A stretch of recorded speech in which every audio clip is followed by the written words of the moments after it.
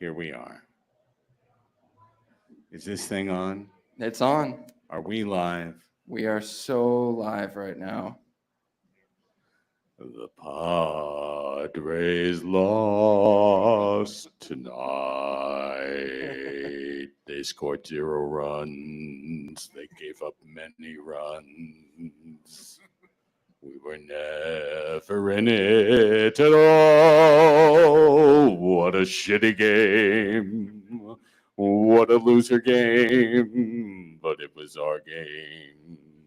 Let's talk about it. Hi, everyone. Welcome to the Padres Hot Tub Postgame Show. Craig, Chris, and Raphie back from a soul-crushing 8-0 loss to the LA Dodgers at Petco Park, which had immaculate vibes from the moment the gates opened until approximately 6:14. And then from that point forward, the LA Dodgers dominated, did everything they wanted to do, and won 8-0, sending this best-of-5 series back to Los Angeles for a deciding Game 5. We are all here together. My voice is in way better shape than I thought it would be at this point because San Diego literally didn't give us a reason to cheer from about the 4th inning on. Chris, as Raphie has been doing just a killer job getting us set up here, I'll give you the first crack on the baton and on your thoughts on this debacle.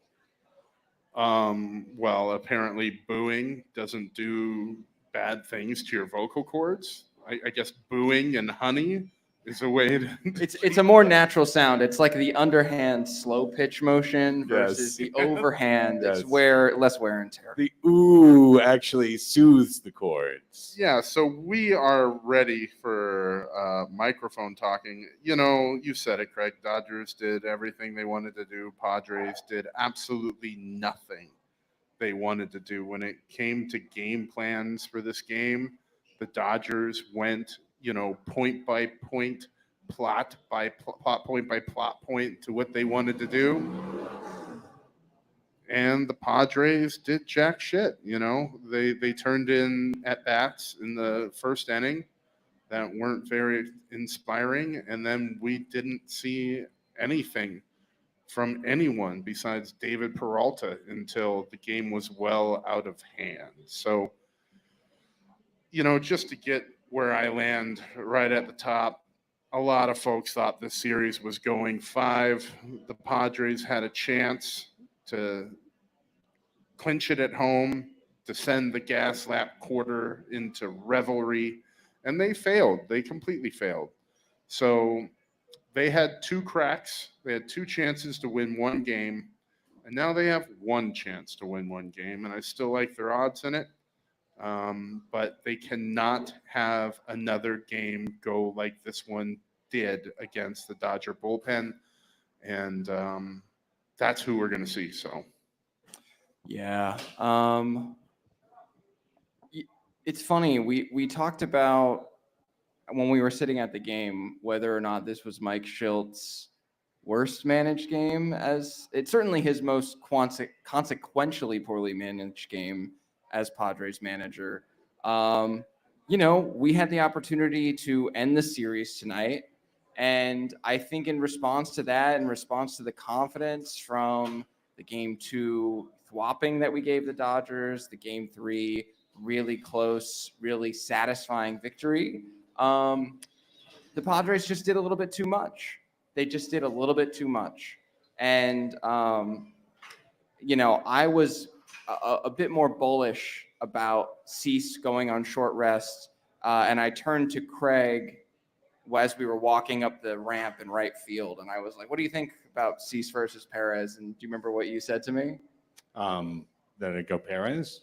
You said you would have gone Perez, yes. Yeah. Because Dylan Cease is a bad idea on 3 days rest. I mean, this is a pitcher who has the worst command of any of the San Diego starting pitchers. And the thing that is affected the most when you go from regular rest to short rest is your command. And furthermore, Dylan Cease isn't a guy who's mixing 4 or 5 pitches. He's a guy who's coming right at you. Power fastball, power slider. I don't exactly remember what I said going up the ramp, but I will tell you what I would say from the very beginning, and what I said would have said if LA pitched Yamamoto on 3 days rest today. The team that pitches their starter on 3 days rest first in a series is the team most likely to lose that series. It's one of the most critical errors that's made year after year in Major League Baseball. Now, with today's loss for Dylan Cease since 1995, pitchers who start on 3 days rest in the playoffs are 30 and 48. 30 and 48. And that ERA coming in was 4.6. And with 3 runs in 4 outs, Cease raised that ERA for Major League Baseball. So it was indisputably a bad choice, and it proved to be the wrong decision.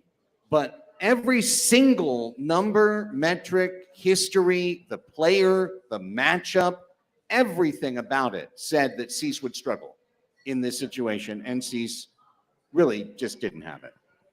I think it's because people want to believe that like an ace is going to take hold and just pitch a career-defining, playoff-defining historical game. They want to believe in great moments. And Cease coming in Game 4 and shutting down the Dodgers for the first 4 or 5 innings of this would have been a great moment. But it's just not the way things work. And we're living in the consequences of that, Chris. Dylan Cease, for all of his accolades and accomplishments, has not proven himself in the playoffs. It's an entirely different thing. When we were driving down, Raphie, you asked me what my concern with it was, and that was it, that he was going to throw the first pitch, needing to be calm, collected, composed, and, as Craig said, locating. And he wasn't doing that. So we find ourselves in a situation where a guy we considered the ace of the staff is the least reliable playoff starter. And hopefully he gets another chance this year to rewrite that narrative. But perhaps he wasn't given any favors by allowing him to go on short rest. But I'd like to see a standout performance from Cease in the playoffs, and that hasn't happened. Not even close. We can talk about this game to any length of time that we want. And on Dodgers Nation, I'm sure they'll go an hour 30. We went an hour 24 or so yesterday. Okay, so I understand that. I'd like to cut about an hour off that time here today. The Padres didn't show up for this game. Fans showed up. The team physically arrived. I do believe the decision to... Let me just say one more thing about this, okay? Because I just want to explain my philosophy about this, because this very much predated today's result and tonight's decision. This is what I have thought about playoff managerial starting decision-making for a very long time, okay? When you choose to start a pitcher on 3 days rest, when you have another regular turn starter on your team that is on full rest, it's saying multiple things to the team. But the biggest message that it sends is that we can't win behind the starter that we didn't choose. Because in this case, Martin Perez is a pitcher who was on full rest, completely ready to go, started a World Series game last year. Now, you don't think he's a great matchup against the Los Angeles Dodgers? Okay, you don't think he's a great matchup against the Los Angeles Dodgers. However, by starting Dylan Cease on 3 days rest ahead of him, what you're saying is we believe this guy over here, the guy who already gave up 5 runs to this team, the guy who already gave up a huge home run to this team, we think him in a diminished form is better than you at full form. And when you make that kind of decision, you're essentially eliminating Martin Perez from the team. You're telling him from a confidence standpoint, you can't succeed for us in a playoff environment. We're going to take this guy who's wounded ahead of you. And then when that wounded guy goes out and fails, on top of that, now you've got a double whammy, because the next time Dylan Cease is called upon, God bless it, should it be an occasion in the NLCS, what are we going to think about Dylan Cease? We're going to be worried stiff that he's the least reliable pitcher on the entire team now.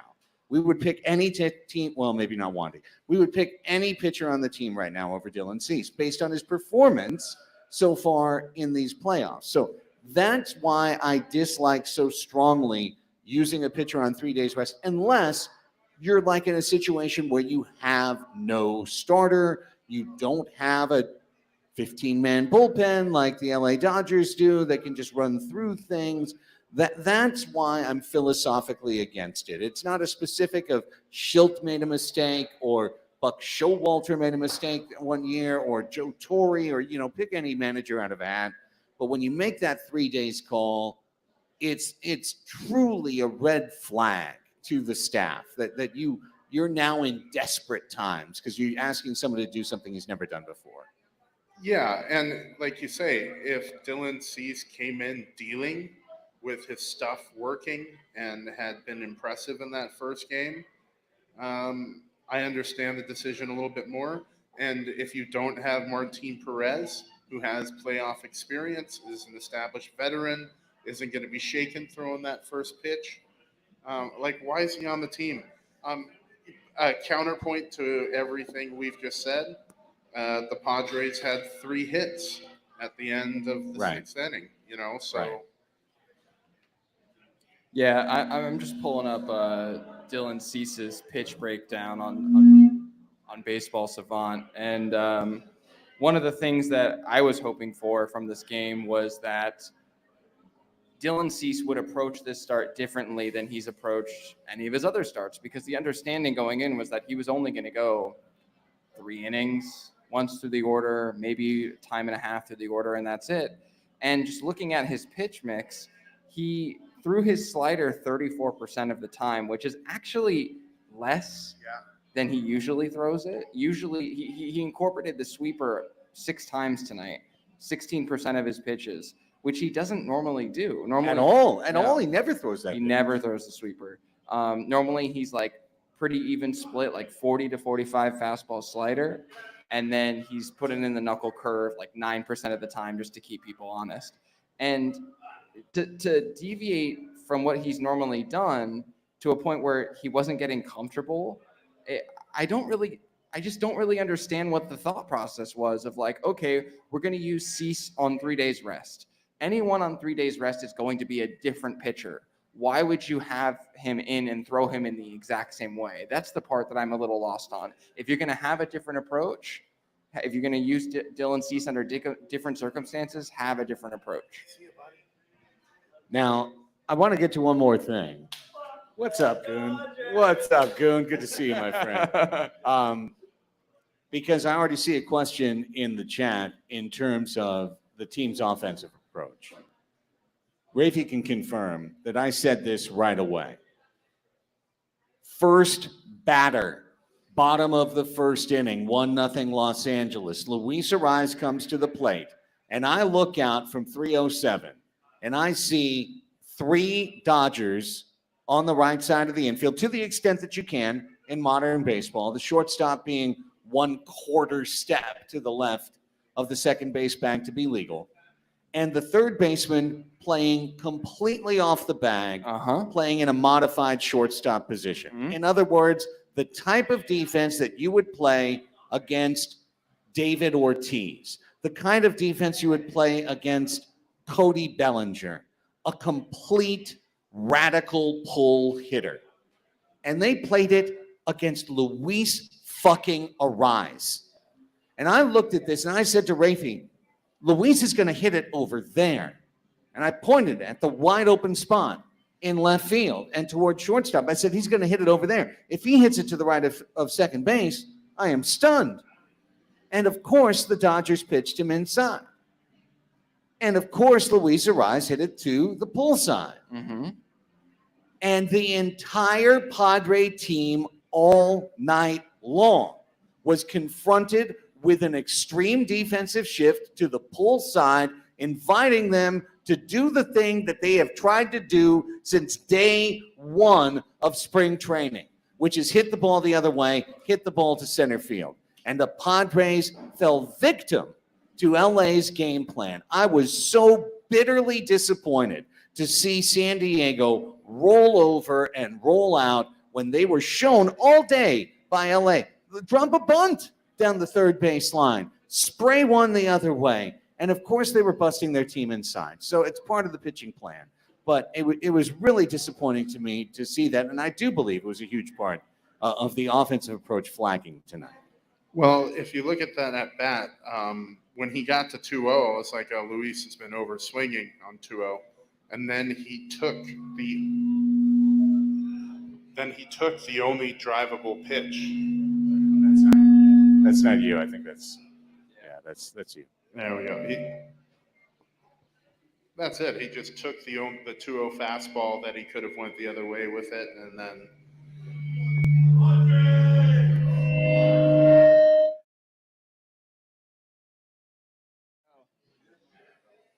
Technical. This is because Kim Possible got here. He twisted something, and all of a sudden everything went. Yeah. I do think my microphone's still working, so I'll just keep going.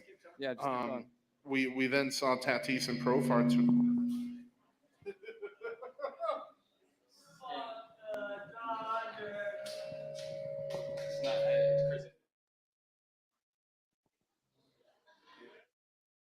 want to try with my mic? No, we're good. Let's just get rid of it. Kill it.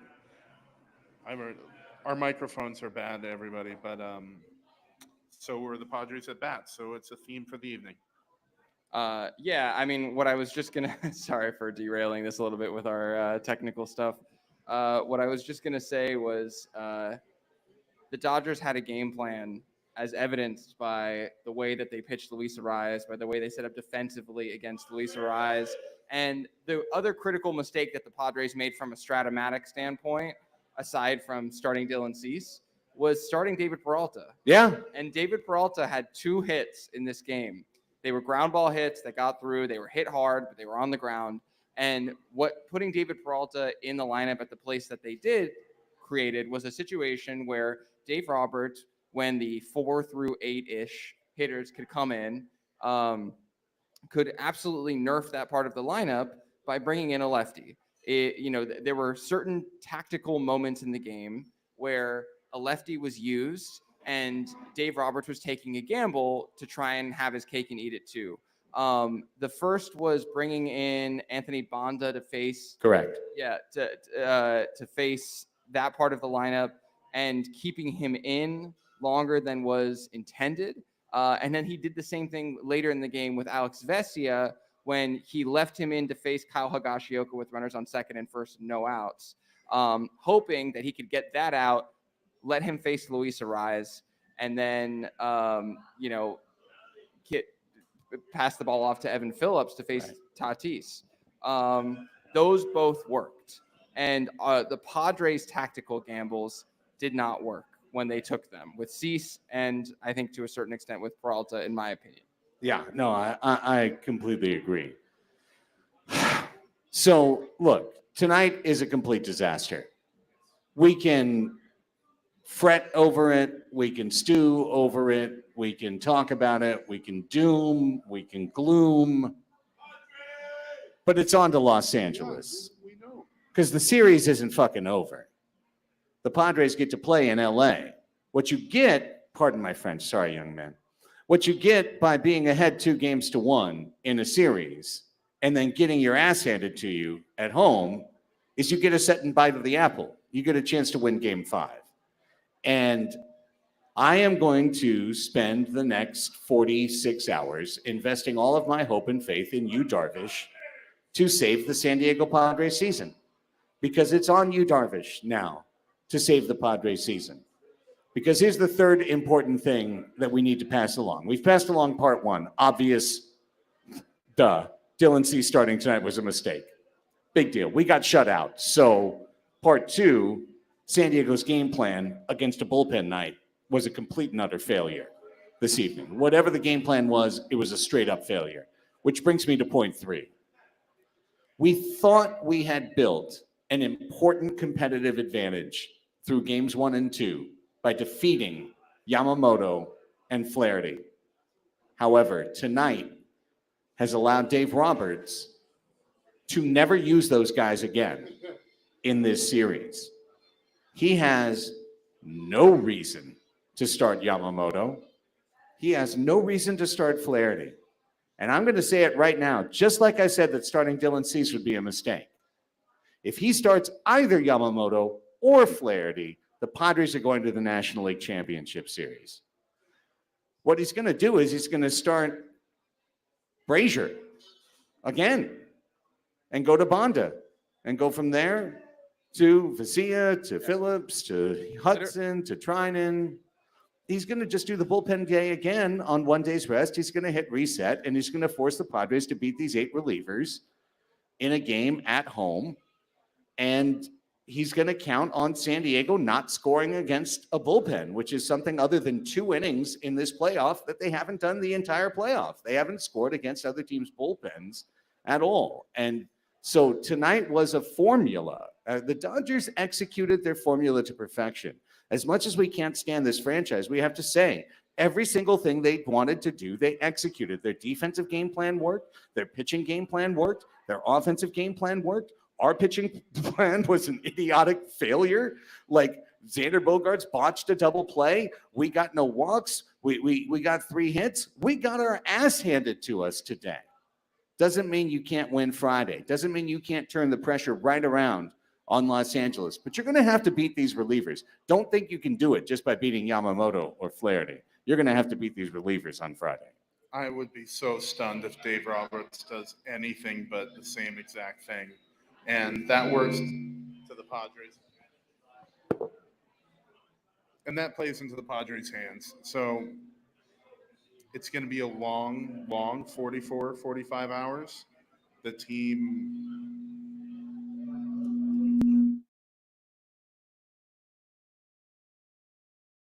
What happened? I disconnected it. It can't. What happened? It can't hurt us anymore.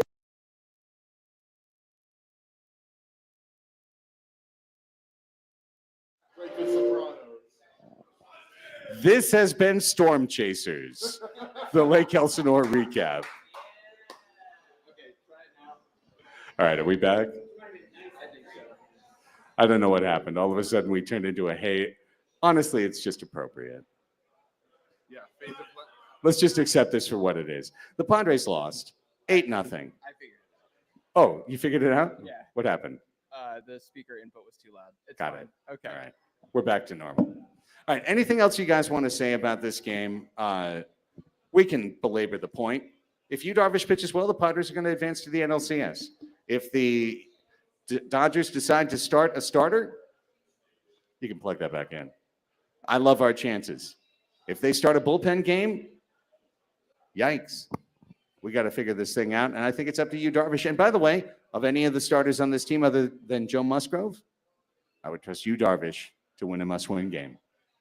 A certain patron of ours sent me a DM about if I like Yu Darvish's chances in the NLDS. And I said, about as much as I liked his last 2 starts in the NLDS.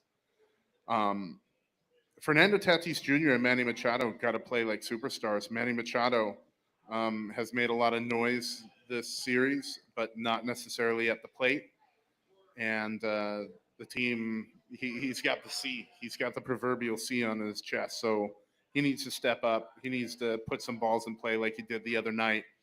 If the home run's not there, if the matchup's not there with the reliever, he's just got to get contact on the ball and turn in good at bats. And they didn't do that all night tonight. I mean, it felt like the 5th or the 6th innings were like 7 pitches total. It was absurd. Yes. So that is where the biggest concern for me is. Like, Yu Darvish, he could implode. He does that a handful of times a year. But when you talk about a playoff experience, you talk about moxie, you talk about competitive edge, I'll take Yu Darvish over the bullpen day every day. But, man, the Padres lineup needs to get their shit together. Yeah, I think the only other thing I really want to say about this game is I got the chance to go to the wild card game, game one, and this was my second playoff game in 2024. And I mean, like, obviously the crowd was different, but I'm telling you, the crowd was different from, like, even from the moment before the game began, because this game, they didn't do pregame lineups where everyone runs out onto the field. They didn't have like any of the pageantry and fanfare that they had both in wild card game one and in the game last night, where it was really like working the crowd up, slowly building it into a frenzy. So you're blaming Sterling Hitchcock and Carlos Hernandez. Yes, it was not a good enough pitch for the first pitch from Sterling Hitchcock and Carlos Hernandez, of which I'm sure 10% of the crowd. It's your fault. Were.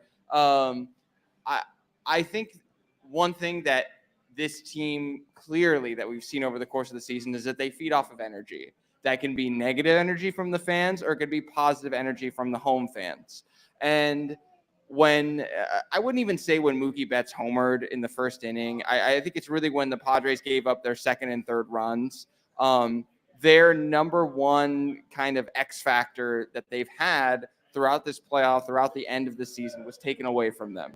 Petco Park was not the raucous environment that it normally is, because the fans really never had an opportunity to relish anything. And so I really hope that this isn't the last playoff game that the Padres play in San Diego this season, because it would be such a shame, given the note that we're going out on. But as we were walking out of the stadium, I just kept thinking about what you always say, Craig, which is celebrate the team.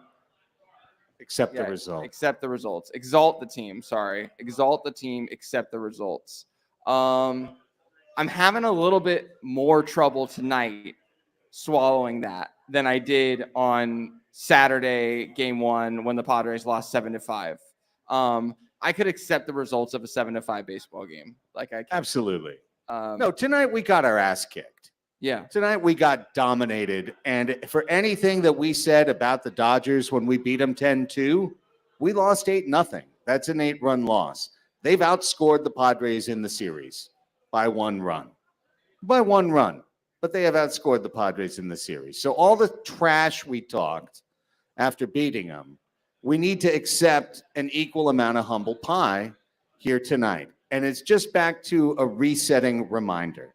I do think very much that LA came into San Diego feeling inferior, feeling like they needed to do something to change the narrative.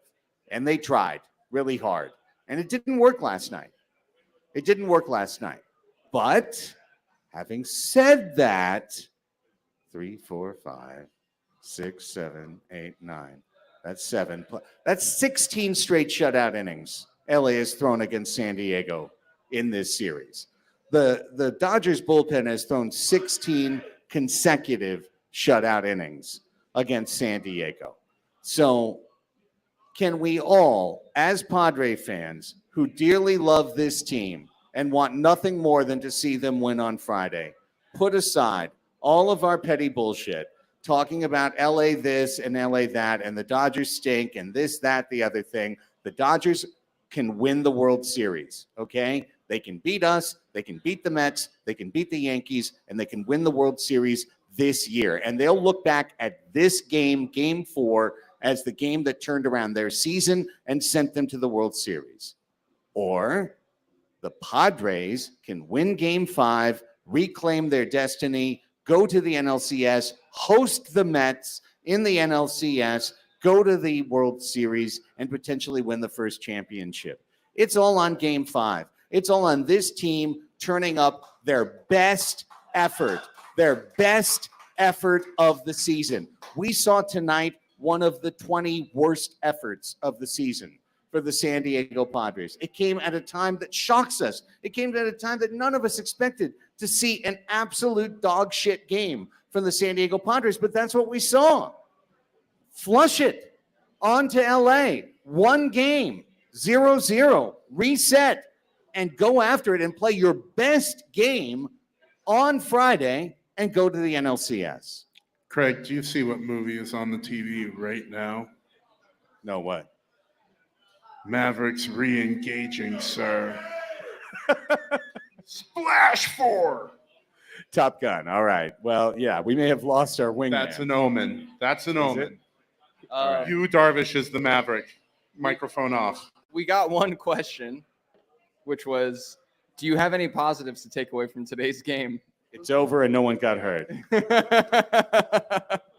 The bad men can't hurt us anymore. That's the positive. That's exactly right. You Anything know what? else? Let me tell you. I didn't even notice until I watched the video. And then I got unsettled. To be honest, I thought it was very disrespectful. I'm just going to use Dave Roberts' words. You're like, what is he saying? Like, what is he talking? I'm like, no, I'm just parroting Dave Roberts. No, because I was unsettled by what I saw tonight. I was like, those are some good words you got, Craig. I was Thanks for deeply using them. unsettled. After I watched the video, I was deeply unsettled by what I saw. No, flush this damn game. It's game 5. Yeah. Just like us winning yesterday had absolutely zero bearing on today's game, them winning today has zero bearing on Friday's game. It's going to be in LA. They're going to get last licks. That means we get first licks. We get the chance to strike first. The team that struck first has done pretty well so far in this series. And I like San Diego's chances on Friday because I like you, Darvish, because I like having a veteran on full rest in a non-panic situation on the mound. I'll tell you right now, if they started Dylan Cease on Friday, I'd be scared shitless on full rest. But they're going to start a veteran who knows what he's doing, who's been there before, who's done that, who understands what he needs to do, who can create a completely different game plan a second time facing a team in 1 week and execute that game plan. That's you. That's what I'm counting on. Every single leverage reliever did not get used. Well, not every. Estrada got used well. Morejon got used well. But Ass got to sit. Yeah. They didn't have to pitch at all. So there's plenty of chances. The Padres will have seen every one of the LA relievers a third or fourth time when they see them in game 5. That's an encouraging thing as well. But bottom line, we've got to play our best game of the year. Let's just play our best game of the year and then win and go to the NLCS. Craig, the remaining MIGs are bugging out. I think Chris just wants to do a Top Gun podcast now. Yeah. I think so. Like, just looking at you like, what? All right. Anything else, boys? Yes? Did you see how scared the Dodger fans were when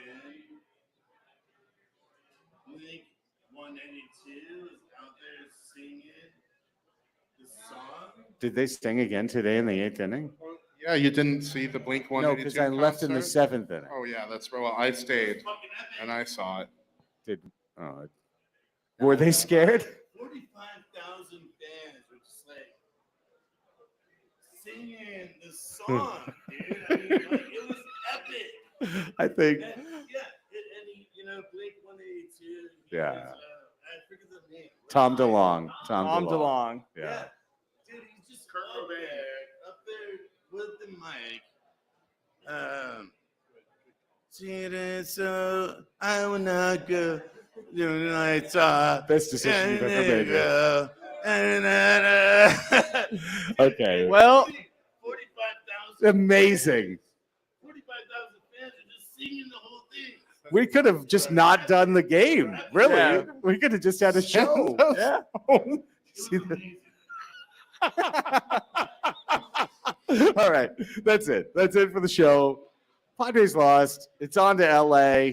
Go Let's Padres. flush it, throw it out, come back and play a good game on Friday and pretend this never happened.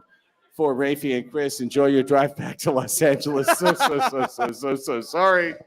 I'm Craig. I've got a much shorter drive back home, a furtive night's sleep, and it's on to LA. Peace. Go Padres. Up the fucking dads. Can we do better on Friday, please? Dude.